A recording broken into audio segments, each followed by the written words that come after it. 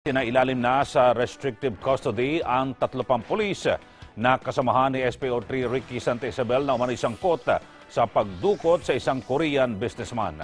Kasama na rito ang team leader ni Santa Isabel na siya rin umano'y nagrekomenda sa kanya para makapasok sa PNP Anti-Illegal Drugs Group. Ang detalye sa report ni Mar Gabriel.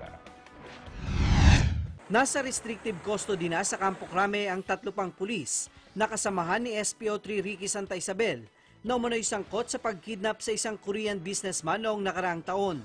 Kasama na rito ang 2 police non-commissioned officer at ang team leader ni Santa Isabel na si Police Superintendent Rafael Dumlao na siya rin umanong nagrekomenda kay Santa Isabel para makapasok sa PNP Anti-Illegal Drugs Group.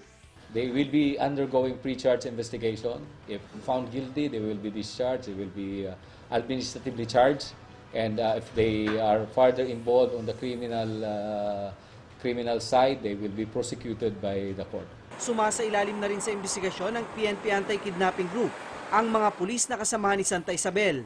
Pero sa inisyal na investigasyon sa mga pulis, iginigiit daw ng mga ito na pinaniwala sila ni Santa Isabel na legal ang kanilang operasyon laban sa Koreanong si Ji Ik-ju.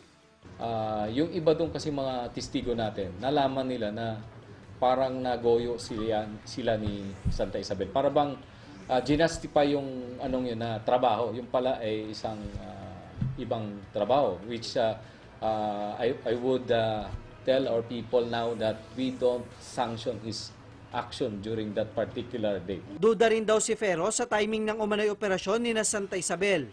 Isinagawa raw kasi ito noong panahon na sila ay nasa Abu Dhabi para sunduin si Kerwin Espinosa. Habang ang ibang opisyal naman ng AIDG ay papuntang China para sa training.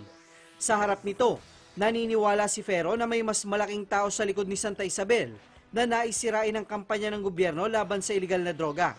Saan ka nakakita na pulis, dalawang abogado ang pupunta sa akin dahil pinapa-restrictive custody natin siya, abogado ang humaharap. Meaning to say, he might be well-funded and we might be into a situation na may mga nagpupondo dyan, lalo na yung mga kalaban namin sa droga, di ba? Patuloy naman ang pagtugis ng mga otoridad sa iba pang kasamahan ni Santa Isabel, kasama na ang isang Korean national na umano'y kasabwat sa pagdukot kay Ji Ik-ju. Para sa Eagle News, Mar Gabriel, I'm One with 25.